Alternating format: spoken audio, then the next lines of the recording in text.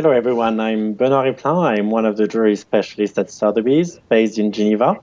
And we would like to welcome you today to this very special event, which is part of SOTHEBY'S Autumn Talk series in partnership with Intelligence Squared. So today we are going to be talking about an extraordinary diamond which links the worlds of jewelry, the art, history, dance and fashion, and which will take us on a journey through France to Russia and across the world. And I'm delighted to have with me three of the most brilliant forces in the worlds of ballet, fashion and design. So joining us from Paris is Carine Roitfeld. So she's the creative director and CR fashion book founder, and she was the editor of French Vogue Paris from 2001 until 2011. She has styled for us a ballet performance, especially for this event, and we will be hearing and seeing a little bit more about it later. Thank you very much for joining, Carine. Hello everyone. And then in London, we have Tamara Rojo Cbe. So she's artistic director and lead principal of English National Ballet. Hello, everybody. Hello, Tamara. Thank you as well for joining. And then Ismene Brown, who is the dance writer for the Daily Telegraph and the Spectre, and she wrote the foreword for Michael Melak's recent book, Behind the Scenes at the Ballet Russe. Hello, everyone. Thank you as well, Ismene. Thank you to the three of us for joining. So today's event is going to run for about 45 minutes. So for the next 30 minutes or so, I will be in conversation with Carine, Tamara, and Ismene. And then we will be answering some of your questions, which you can start submitting now. So underneath the video screen, you will see a web tab, and you can enter your name and your question. And then to submit your question, please enter your details in the respective box and click submit. So we really look forward to engaging with you and to answering your questions after this talk. So I want to start off by telling you a little bit about a remarkable diamond that Sotheby's is very happy to present today. And it will be the highlight of our Magnificent Jewels and Noble Jewels sale on the 11th of November in Geneva. And before we begin, I would like to note that we are proceeding with the auction as planned and in accordance with the local regulations. So it's a true wonder of nature, and this exceptionally rare 14.83 carat fancy vivid purple pink diamond is the largest fancy vivid purple pink diamond ever to appear at auction, and one of the largest internally flawless fancy vivid purple pink diamond ever graded by the Gemological Institute of America, the GIA.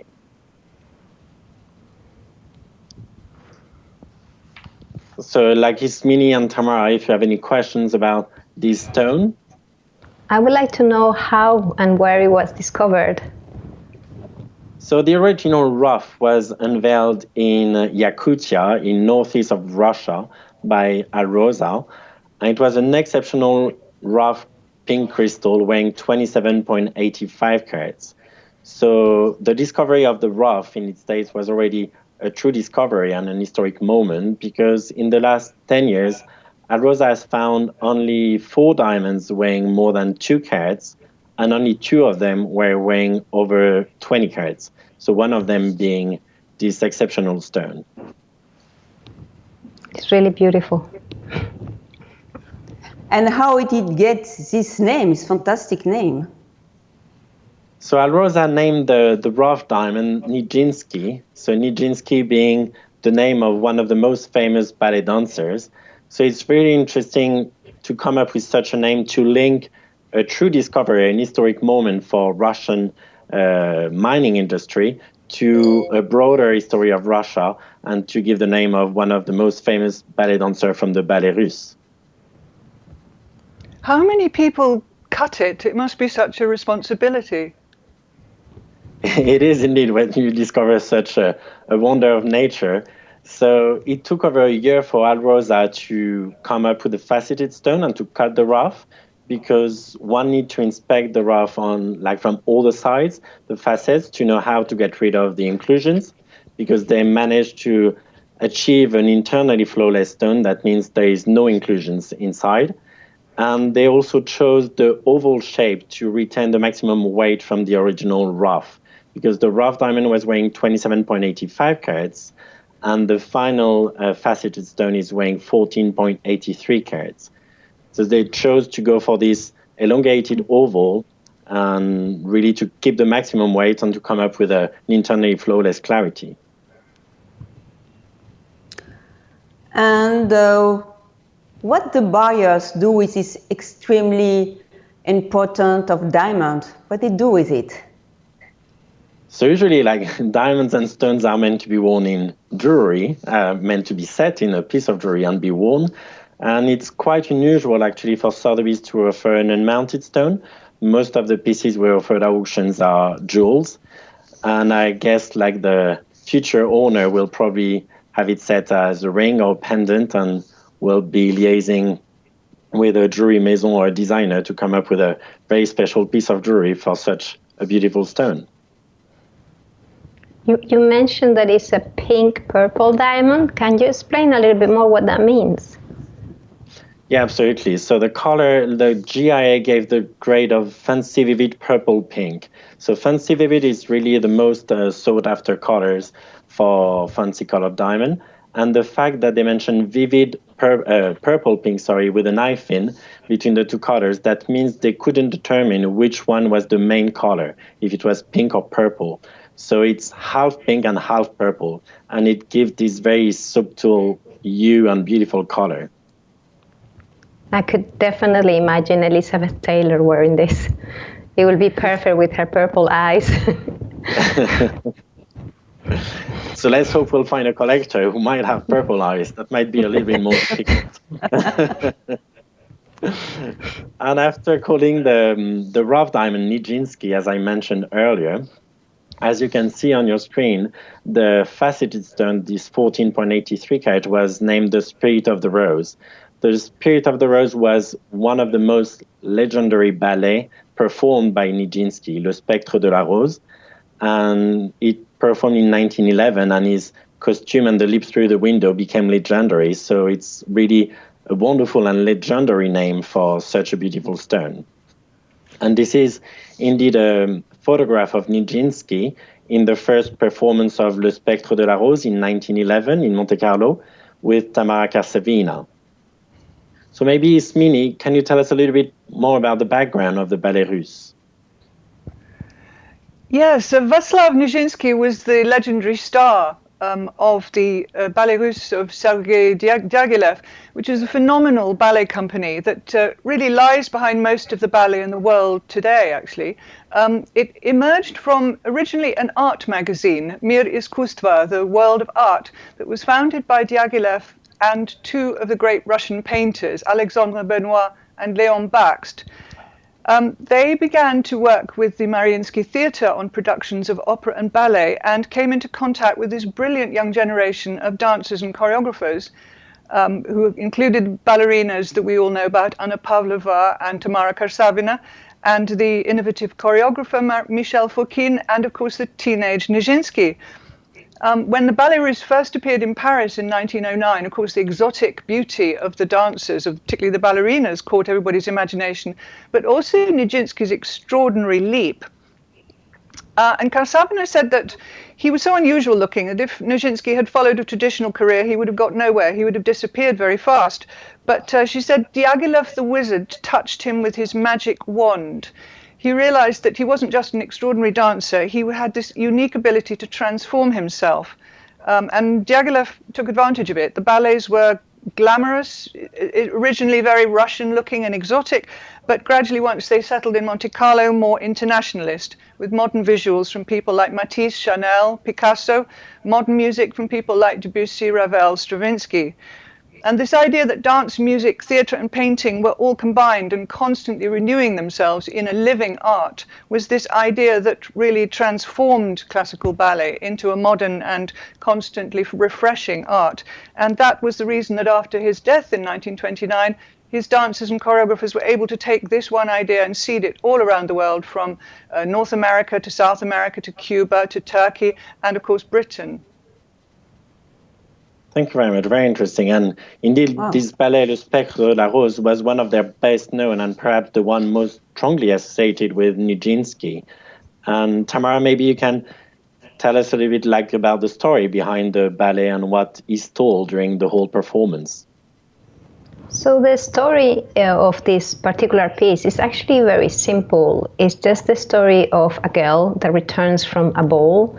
She seems to be a very young girl, and she dreams of this spectre that is unclear whether it's a man or a woman. It's just the spectre of the rose, almost the smell of the ball, of that evening, of the atmosphere, the magic of the evening. And so she sits in a chair and she falls asleep, and this spectre comes into the room and kind of awakens her and dances with her while she's still dreaming. And I think part of the magic of this role, and why Nijinsky was so perfect for it, is that there is no clarity in whether this is a man or a woman.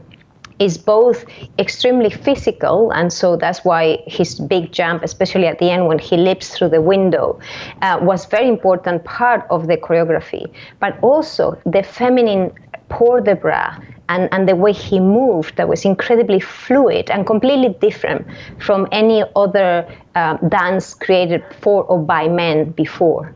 And there was something really exotic and quite sexy, actually, that again had never been seen on the stage in a man. Even the costume itself, before that, we were used to costumes that covered a lot of the legs and covered the lower part of the body. And suddenly he's almost looking naked and just covered by a little bit of flower petals so it was in itself quite revolutionary, the whole look and the whole atmosphere and the movement, and it certainly made a lot of ladies fall for not only the ballet russe but for Nijinsky especially. And indeed, it was a huge repercussion at the time. And Carine, you've styled a very contemporary version of the ballet, especially for Sotheby's and for this event. So we are delighted to show now highlights of these to our viewers, and then we can discuss about your inspiration and how you came up with such a performance. Okay.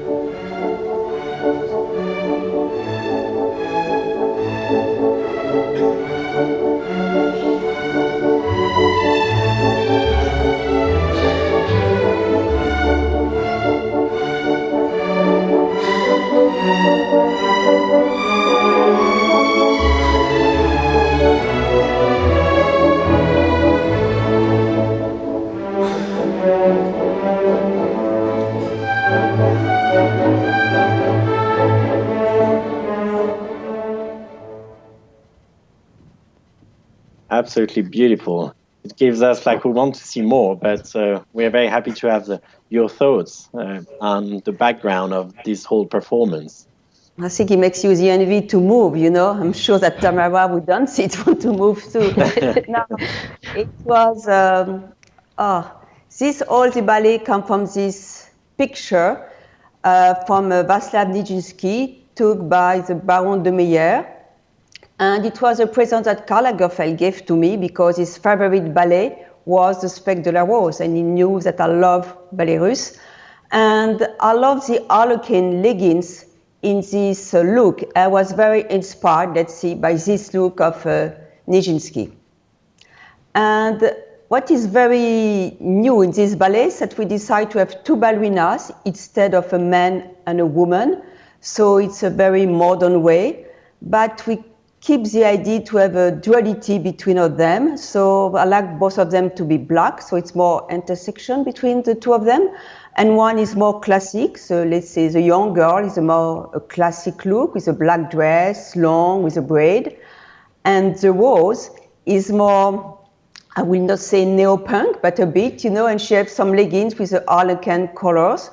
And she's more, her makeup is stronger too. She's a bit very dark, and the hair is a bit wet. So when she's moving, everything is moving together, and I think it's very more sensual. and it was their idea. They decided to dance bare feet. So I think it gave a modern attitude, certainly more lighted than the usual costume of Nijinsky of this special ballet. But okay, we can compete with this ballet, we can compete with Nijinsky, so we have to do something totally different. And I hope that he still like it, because I think it's a bit new style maybe for a ballet, and it's what I try to do. It's brilliant. It really gives we want to see more, and I'm very much looking forward to seeing the whole performance.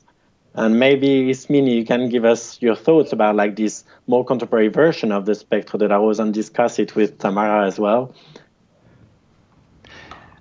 The duality, you're quite right, is so important, because you are talking about the dark world and the light world, and the idea of dreams is very strong in ballet. You have it right the way back to the previous century, and people are still dealing with dreams now. The idea of reality and unreality, and the girl is in the 19th century, the boy she's dreaming about is the future. He is the vision that is just out of reach, unknowable.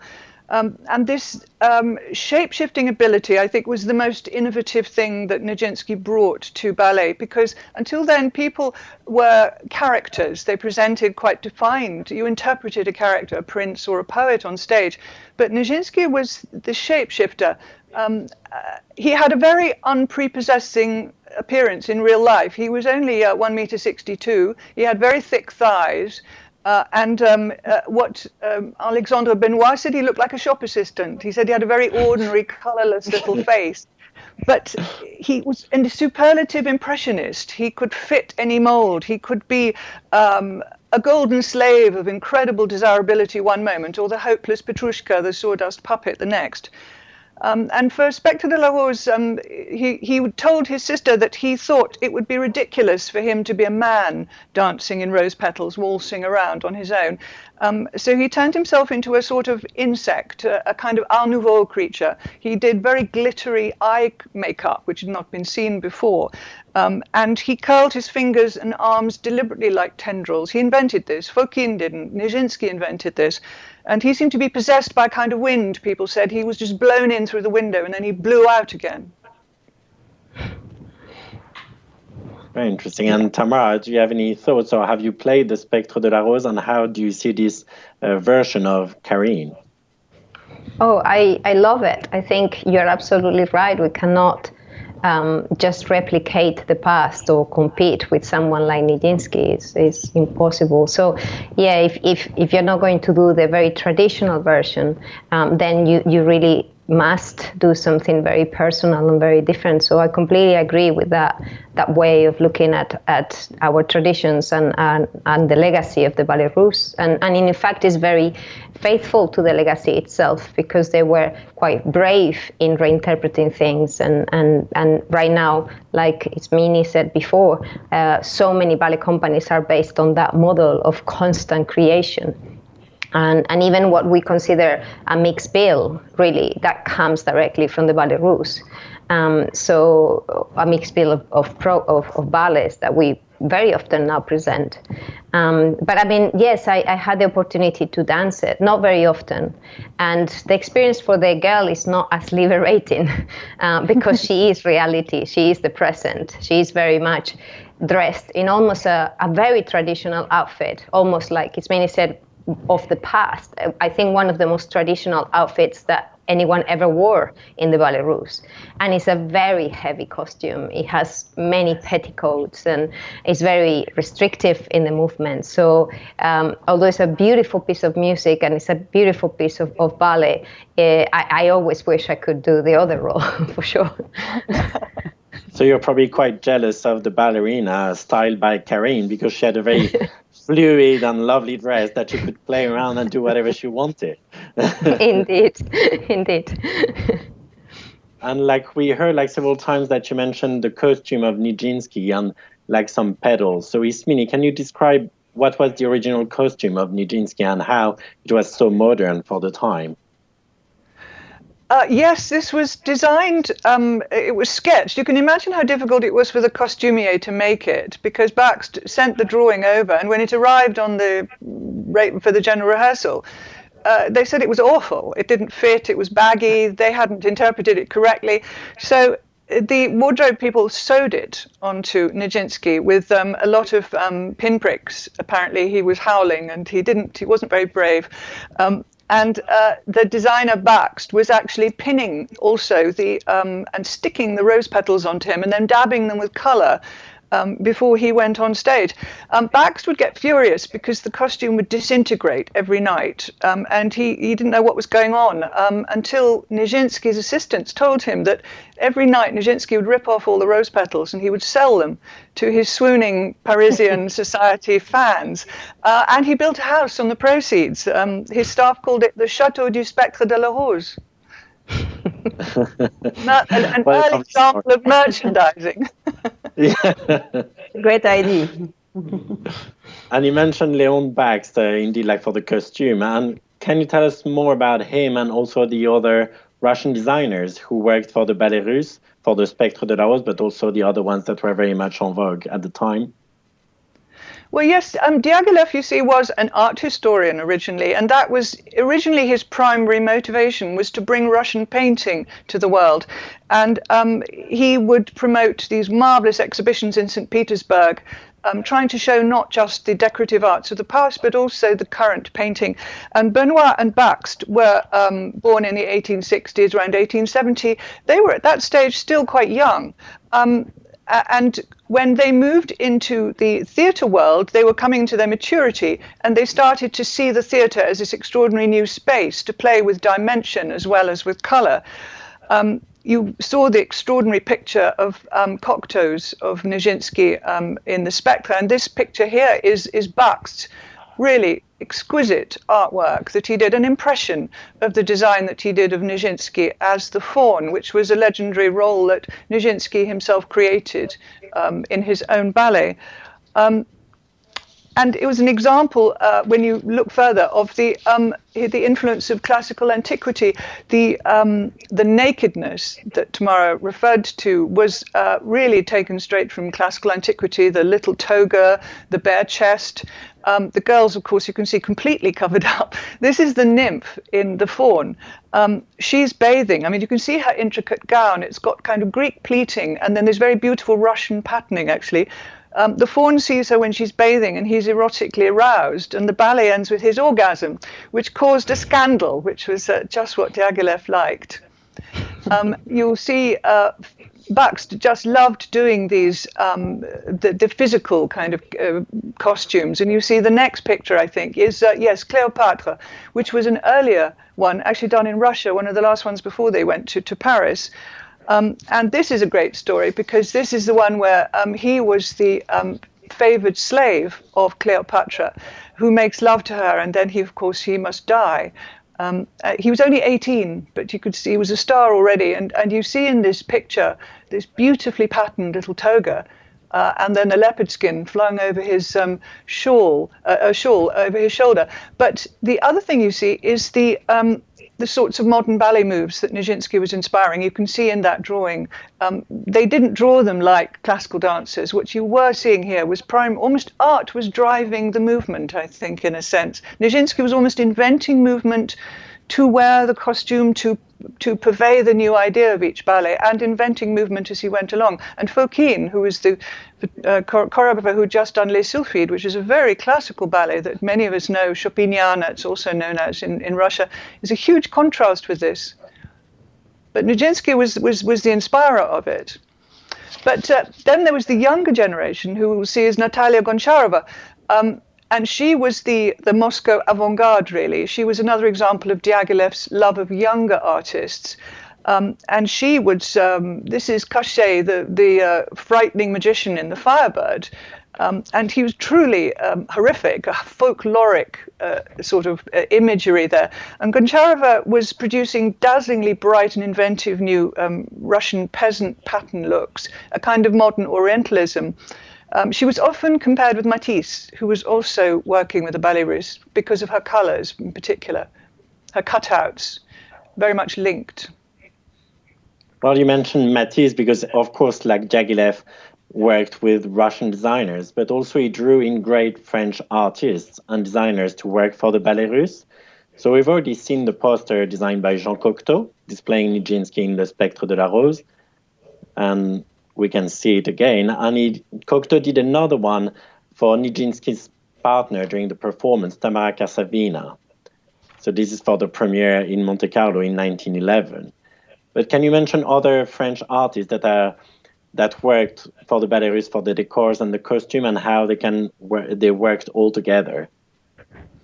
Oh yes, well Picasso would do. He did two marvelous front cloths for Le Tricorne and Le Train Bleu, and Le Train Bleu had Chanel doing the costumes. I think that was the first time that a fashion designer, a modern fashion designer, did costumes. Very chic, and he also did a constructivist set. There's the Le Train Bleu. Which is so precious that, I mean, can you imagine that front cloth? Huge. And the Le Tricorne was a very witty, almost a drawing with colors of Spanish for Manuel de Falla ballet that was choreographed by Massine. But the Parade was one of the most interesting ones because it was kind of constructivist set and costumes where like towers, buildings, that the dancers were walking around in. I mean, they were made of cardboard, but they were part of the new futurist movement of avant-garde Russian art. I would say it is Russianist because Picasso, of course, was a real eclectic kind of magpie. He picked up cultures from everywhere in his art. Yeah, it's absolutely fascinating to see, to imagine all the links between the fashion, the ballet, and the artist, the painting words, and all of them interweaving and working together. And actually, the photograph you mentioned with Le Train Bleu is an image of Sotheby's sale in 1968 of some 170 costumes and items of decor conceived half a century earlier for ballet by Stravinsky, Ravel, and Tchaikovsky. And the backdrop is indeed Picasso's curtain for Le Train Bleu, which sold back then for £69,000, so quite a bargain, and is now in the Victoria and Albert Museum. And then, Tamara, would you... Yes. When you say before that it was a young artist working with the Ballet Russe, and it's what I was thinking too for choosing the stylist, the designer for the ballet I tried to create. And I take a very young English designer called, sorry if I did say wrong her name, Nancy Jokova. And it was the first, I think it was, she did the Saint Martin School, and it was, I think, the look she showed for the last competition. So she's a very, very new young designer, and I think it's very important, and they love to participate to ballet. It's very exciting for them too, so this didn't change. It's great to see that there are still links between the different worlds. Yeah. Thank you very much, Carine. And Tamara, can you give us an insight and tell us what the influence does the Ballet Russe still have on the ballet today? Is enormous influence in every aspect. I think from the very beginning, for example, like Ismene said, that ballet expanded around the world thanks to the influence and the artists that were involved. So even here in the United Kingdom, the ballet I direct, English National Ballet, was created by Alicia Markova, who was a dancer of the Ballet Russe. The Royal Ballet and Birmingham Royal Ballet by Ninette de Valois, who was a dancer of the Ballet Russe, and Rambert by Madame Rambert, who also worked with the Ballet Russe. So the whole tradition of ballet in Britain is thanks to the Ballet Russe. And so those ladies brought also this other aspect of collaboration. I mean, Ninette was famous for partnering choreographers with designers that were not even graduated yet from the school. And so some of the greatest partnerships between Kenneth Macmillan and, remind me, Ismene, sorry, the great designer of Kenneth, Nicholas Georgiadis. Georgiadis, exactly. They literally met when Georgiadis was still a student, and that was Ninette imposing this collaboration between designers, choreographers, musicians, and breaking the tradition of the big classical ballets and giving chances to very young creators and to force to tackle issues that were not traditional, not white ballets, but very much of the day and very risque. And that's something that still inspires me in every aspect of what I do. as an artistic director, and I know inspires all the other directors, not only here, but around the world. Yeah, thank you. Thank you very much. Very interesting. And indeed, the art of dance is absolutely fascinating. And we saw like the influence and the links between all the different disciplines, but it wasn't just also in the world of dance that we see this interweaving of Russian and French artistic culture. It's also very much noticeable in the jewelry world, where the jewelry designers took inspirations from the ballet russe. So we see here a photograph of Tamara Rojo, who danced in the original Spectre de la Rose alongside Nijinsky. So she's here wearing a headdress heavily encrusted with jewels. And then we have also these two great stars of the ballet russe, Lyubov Chernysheva and Leonid Massine, in the Firebird again in 1916 with their bejeweled costume. And it's quite interesting to see also the ballerina is wearing this very important headpiece that is part of the Russian folklore, the kokoshnik. And actually the jewelry maison had already taken some Russian motifs for their important hair ornaments. That's what we call today the kokoshnik tiaras. So they are kind of these tiaras composed of sort of needles set with diamonds, and that create kind of a sort of halo on top of the head of the wearer. And we have another example, I think, here it is, that was sold at Sotheby's. So this was inspired by the kokoshnik from the Russian folklore. And these links between Russia and France, well, have existed for centuries, and also at the beginning of the 20th century, between the jewelry maison, Cartier fell under the spell of Fabergé and created all these little objets d'art, little objects like inkwells and frames or desk clocks with the guilloche enamel and all the different colors of the enamel with blue, green, purple, pink, and very much inspired by the Russian master Fabergé. But going back to the ballet russe, it was very much a social phenomenon. And the jewelry houses and the jewelry designers were no exception, and also took inspiration from the performance.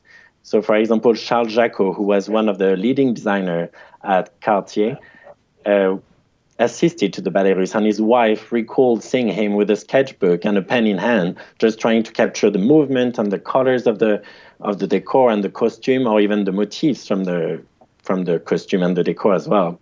For example, Scheherazade was showing a wonderful Persian world with the paisley motif, etc. And they then were taken into the fashion world and the jewelry world. And this is like showing on the screen drawing by Charles Jacot as a long sautoir with lapis lazuli, sapphire, emeralds. And actually, Sotheby's sold the original necklace from the collection of Eugène de Rothschild in 2015. And one can see the use of the sapphire beads together with the carved emeralds. So very much inspired by what was called the Orientalism and Persia. But it's coming from also the trips of, for example, Cartier to India, but also from the ballet russe and all the motifs that were used for the costume and for the decors. And the ballet russe also played with the color. And this other example, also by Cartier, really shows the association of color with this very strong coral, red coral, together with the carved emerald again, and this geometric design very typical of the Art Deco. So it's very interesting to see how everything interlinks and all this interweaving between the different disciplines. So starting actually with the diamond, with the name taken from the ballet russe, it allowed us to have like a quick overview of the links that could exist between the worlds of fashion, dance, and jewelry. And even after the Art Deco period, even later on, other jewelry maisons took dance as a motif for their also design. So, for example, Van Cleef & Arpels in the 1940s and 1950s created like ballerina brooches. And it's still a motif very much en vogue for the maison, for Van Cleef & Arpels. And I have actually a motif, one to show to you on the screen. So this little ballerina brooch is part of our Magnificent Jewels and Noble Jewels sale, and it's from the 1950s by Van Cleef & Arpels. So Ismene, sorry, you had a question. There is a very interesting link. You mentioned Arpels there because Georges Balanchine, who was one of Diaghilev's choreographers and who went off to America and founded the great American tradition there, he was actually Georgian. And he created an entire ballet about jewels. It's called Jewels, and it has emeralds and rubies and diamonds portrayed in 3 different movements. And he said, of course I like jewels. He said, I'm an Oriental. He said, I like the color of gems, and I love the beauty of stones. It's always there, that link between jewels and ballet choreographers. Yeah, I can't agree more with him. I love jewels and I like the color and the shape of them. And this is exactly what the jewelry designers were trying to do, like the association of color and the playing around with the design, the color, the beautiful gemstones. And it's very interesting to see how everything can be linked and actually they talk to each other, all these disciplines. So thank you very much, Carine, Tamara, and Ismene. That was a very interesting talk. And now we're going to be taking your questions. So just a reminder how to do that. So underneath the video screen, you will see a web form where you can enter your name and your questions. And then to submit your questions, please enter your details in the respective box and click Submit. So I will also look if there are any questions. So for Ismene and Tamara, Diaghilev and Nijinsky transformed ballet in the first part of the 20th century. Who do you think working in ballet today will have most long-lasting influence? Oh. That is a difficult question.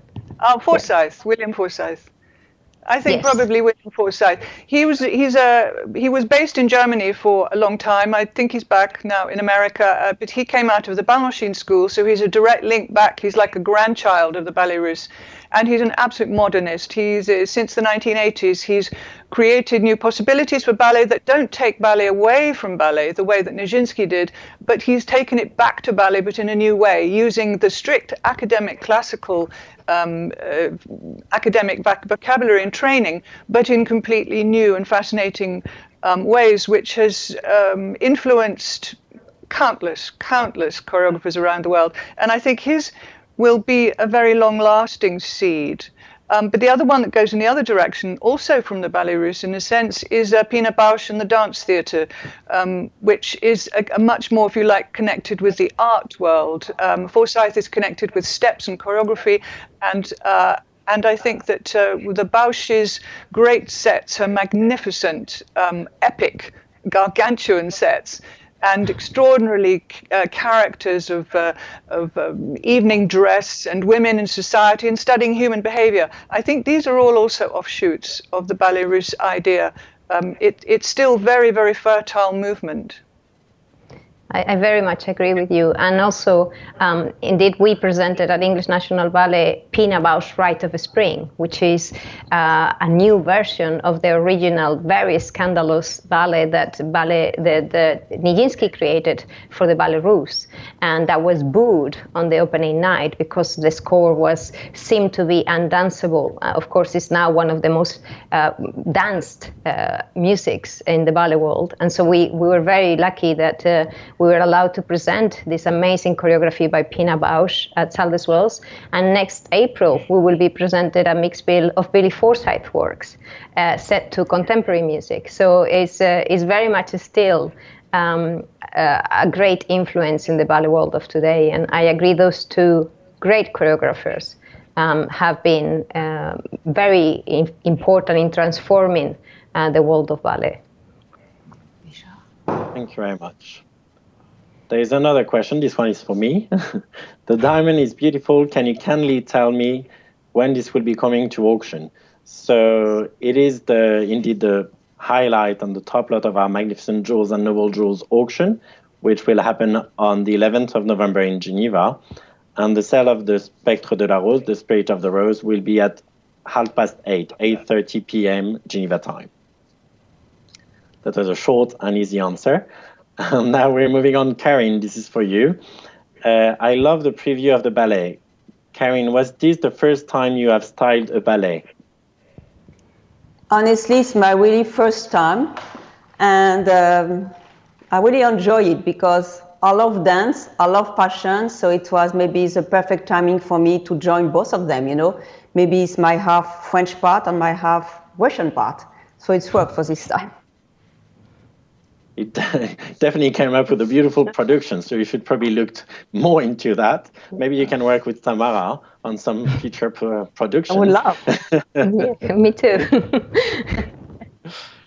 There is another question. I know you mentioned it could be part of a ring of her earrings, but in your view, which would be the best use of this diamond, which still requires some design, and would you be able to suggest a designer?